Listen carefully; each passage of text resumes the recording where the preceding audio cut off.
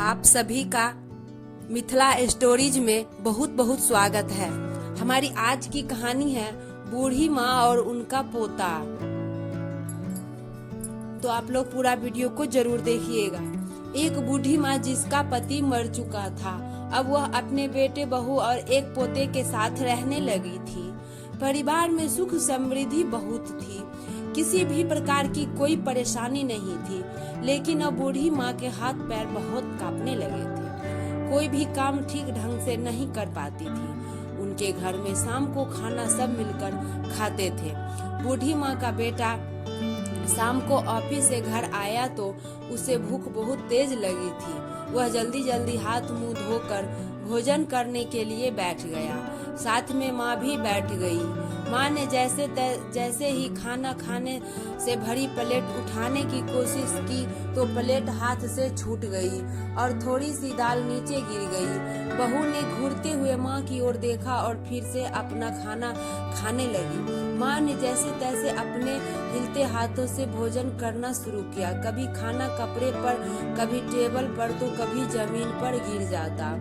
बहू ने गुस्से में कहा, माँ कितनी गंदी तरह से खाना खाती है, इनको अलग बिठाकर खाना देना होगा, ऐसे तो मुझसे खाया नहीं जाएगा, मुझे घिन आती है। तो उसके पति ने भी सिर हिलाकर हाँ कहा। छोटा बच्चा सब देख रहा था किस तरह मम्मी पापा दादी के बारे में क्या क्या बातें कर रहे हैं। बहू ने अब माँ का खाना एक कोने में लगवाना शुरू कर दिया। यह सब देखकर माँ को बहुत दुख होता। रोते रोते कपकपाते हाथों से अकेले ही भोजन करती। एक दिन भोजन करते करते उसे वह समय याद आ गया जब वह अपने इसी बेटे को गोद में बिठाकर बड़े ही प्यार से भोजन कराया करती थी। वह बेटा भी अपना खाना मेरे कपड़ों पर गिराया करता था, मेरे कपड़ों को गंदा करता था, पेशाब करता था, लेकिन मैंने कभी भी उसे खाना खिलाना बंद नहीं किया, ना ही मुझे कभी घिन आई। अब मुझसे उन्हें घिन आती है, यह सोचती और अपने कांपते हाथों से आंसुओं को पोंछती। उनका पोता यह सब रोज देख रहा था। एक दिन वह पोता अपनी दादी को देखे जा रहा था, तभी उसकी माँ ने पूछा, क्या हुआ बेटे, तुम दादी जी को किस तरह से देख रहे हो, अपना खाना जल्दी खाओ। बच्चा बोला, मम्मी मैं देख रहा हूँ कि बड़े होने के बाद मम्मी पापा बूढ़े होंगे तो क्या करना चाहिए ताकि वो गंदगी ना करे। जब मैं बड़ा हो जाऊंगा और मेरी पत्नी आएगी तब आप दोनों बूढ़े होंगे और आपके भी हाथ पैर कांपने लगेंगे।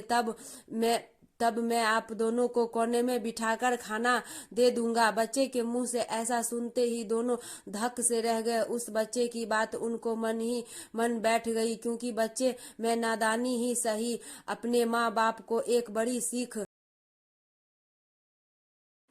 इस कहानी से हमें यही सीख मिलती है कि अपने बूढ़े माँ बाप या अन्य किसी भी व्यक्ति के साथ ऐसा व्यवहार ना करें जिससे उनके मन को ठेस पहुँचे, क्योंकि एक न एक दिन हम सबको बूढ़ा होना है। अगर हमारी कहानी आप लोगों को अच्छा लगा तो प्लीज़ चैनल को सब्सक्राइब करके वीडियो को लाइक कीजिए और अपने फ्रेंड के साथ में शेयर कीजिए। Thanks for watching.